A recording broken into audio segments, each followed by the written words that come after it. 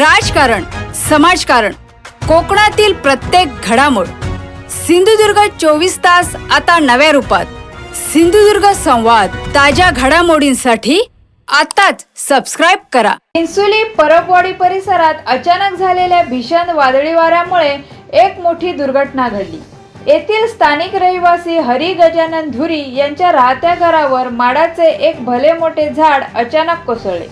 या अपघातात घराच्या छपराचे आणि मालमत्तेचे प्रचंड नुकसान झाले आहे.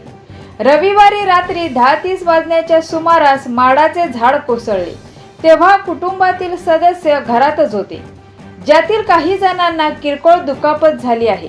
मात्र सुदैवाने एक मोठी जीवितहानी टळली. देवगड तालुक्यातील कुणकेश्वर येथे सोमवारी झालेल्या ग्रामसभेत ग्रामस्थांनी अणुऊर्जा तसेच पर्यावरणाला हानी पोहोचवणाऱ्या तत्सम विनाशकारी प्रकल्पांना एकमुखाने विरोध दर्शविला.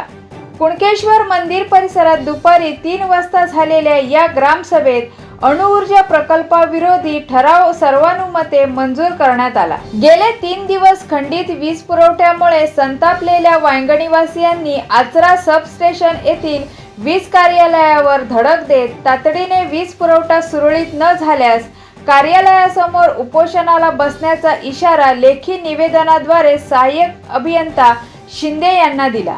यावेळी वायंगणी सरपंच रुपेश पाटकर, चंदू सावंत, रमाकांत नाईक, सुधाकर वायंगणकर, गणेश धुळे, अमित खोत, संजय धुळे, लऊ पेडणेकर, दिनेश पेडणेकर, दामोदर वायंगणकर यांच्यासह बहुसंख्येने ग्रामस्थ उपस्थित होते. साटेली भेडशी कुडासा तिठा या ठिकाणी हॉटेल व्यावसायिक मारुती धरणे यांच्या हॉटेलमध्ये घुसून साटेली भेडशी गावातील नितेश नारायण धरणे, नारायण गणू धरणे या दोघांनी जमीन व्यवहारामध्ये मी मध्यस्थी करतो असा गैरसमज करून घेऊन शिवीगाळ करत नितेश नारायण धरणे याने लोखंडी पाईप घेऊन हल्ला केला, अशी तक्रार दोडामार्ग पोलीस ठाण्यात दिल्यानंतर 2 जणांवर गुन्हा दाखल झाला आहे.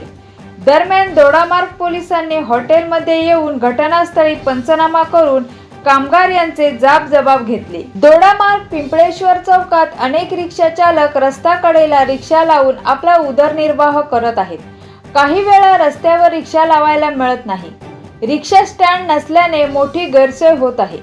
या पार्श्वभूमीवर सोमवारी रिक्षा चालक कसाई दोडामार्ग नगरपंचायत नगराध्यक्ष चेतन चव्हाण यांनी सार्वजनिक बांधकाम विभाग दोडामार्ग सहाय्यक शाखा अभियंता संभाजी घंटे यांची भेट घेऊन दोडामार्ग येथे रिक्षा स्टँड करिता जागा उपलब्ध करून द्या असे निवेदन दिले. सावंतवाडी मळेगाव रेल्वे फाटक निरवडे मार्गावर असलेल्या गतिरोधकाची उंची प्रमाणापेक्षा जास्त असल्याने ती तात्काळ कमी करावी अशी मागणी मळेवाड कोंडुरे उपसरपंच हेमंत मराठे यांनी सार्वजनिक बांधकाम विभागाकडे केली आहे. सिंधुदुर्ग 24 तास आता नव्या रूपात. सिंधुदुर्ग संवाद, ताज्या घडामोडींसाठी आताच सबस्क्राइब करा.